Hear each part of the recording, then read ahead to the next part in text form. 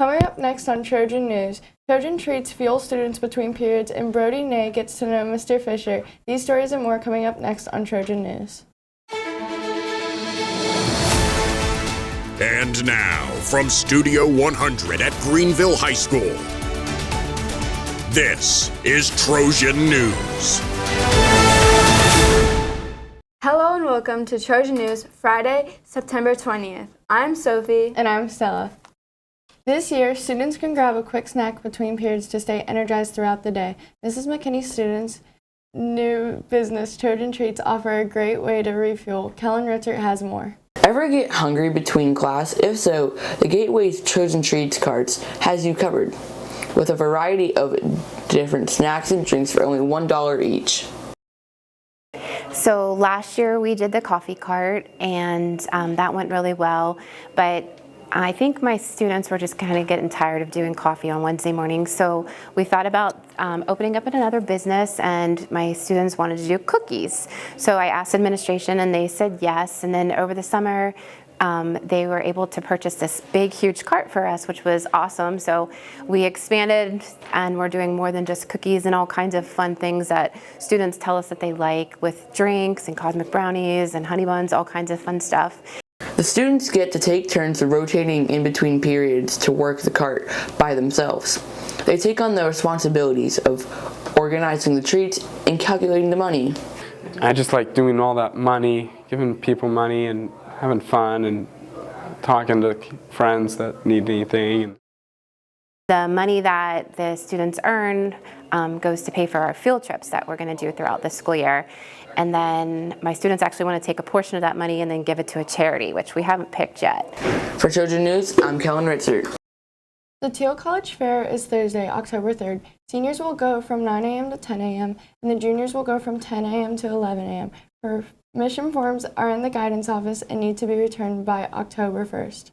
Homecoming tickets are now on sale today, starting through October 2nd during senior high lunches. This year's theme is World Tour, so get ready for an exciting night. Tickets are $12 for a single and $20 for a couple. If you're bringing a guest from another school, make sure to visit Mrs. Hawthorne in the office for approval.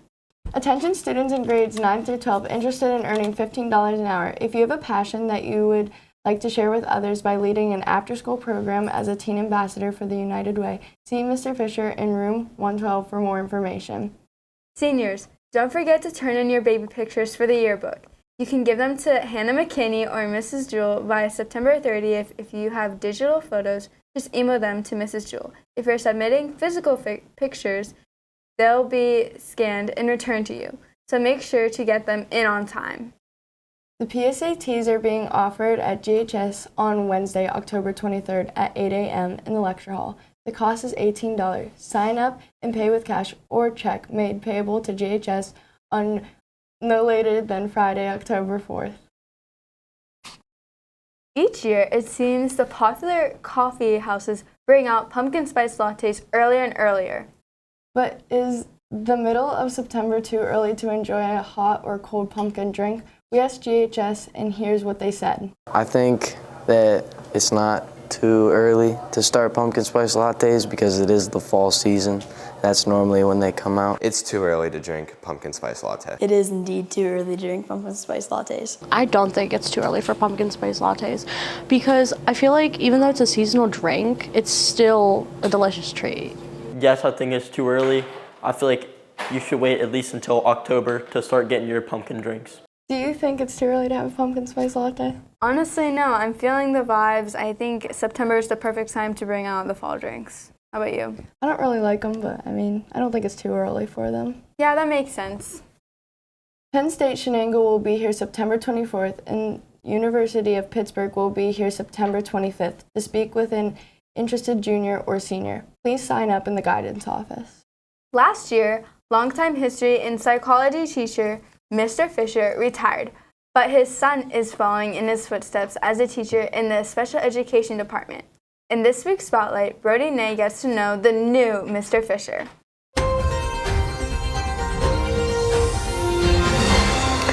What made GHS the school of your choice? Well, part of my reason was I went to this school, so I was really familiar with a lot of the people that work here, the building itself. It's close to home, and I want to be able to impact the community that I live in. What are your favorite activities to do in your free time? Outside of school, I really like playing music. I play guitar, piano. I like being outside, like walking my dog, hanging out with friends, stuff like that. That's reading. Cool. Yeah. Did you always want to be a teacher? If so, why? No, I wanted to be a lot of different things, and then I graduated from college, didn't know what I wanted to do. I started substitute teaching. I loved it, and so I went to school and got my degree. What were the other things you wanted to do? The other things, part of me for a while, I wanted to be a personal trainer. Then I switched, I wanted to be a philosophy professor. And then I started teaching. What's the main thing you want to accomplish by being a teacher? Just improving people's lives, just helping people any way I can. When you were a student, what was your favorite subject? Probably history, social studies. The football team's winning streak continues, and the volleyball team sweeps Jamestown on the road. Reese Robertson is standing by in the Sports Center with all details. Reese? If you're keeping score at home, that's 2 straight shout-outs for the Trojans, led by quarterback Nick Soldrich, who threw for 120 yards and 2 touchdowns. The Trojans crushed Concorton 62-0 last week in Concorton. Greenville's defense dominated with 3 interceptions, including a pick-6 from Kiel Thurber and a fumble recovery from Kyle McGurr. The offense was on fire, scoring on nearly every drive in the first half. Justin Schell and Thurber each caught touchdown passes, and running back Rudy Gentili added 2 rushing scores. The Trojans now hold a 3-1 record as they gear up to face the Mercer Mustangs. Senior Nick Soldrich shares the keys to the Trojans' success so far.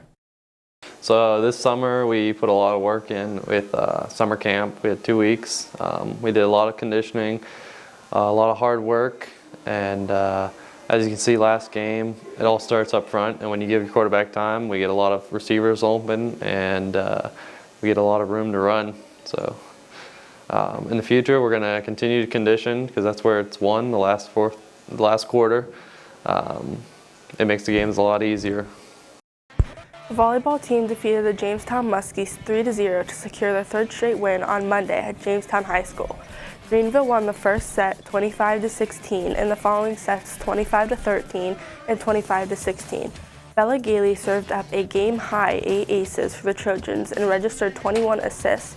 Greenville's Jalen Lewis tallied a game-high 7 kills and shared a team-best 7 digs with Presley Carilla. Emma Flores tailed 2 blocks for the Trojans.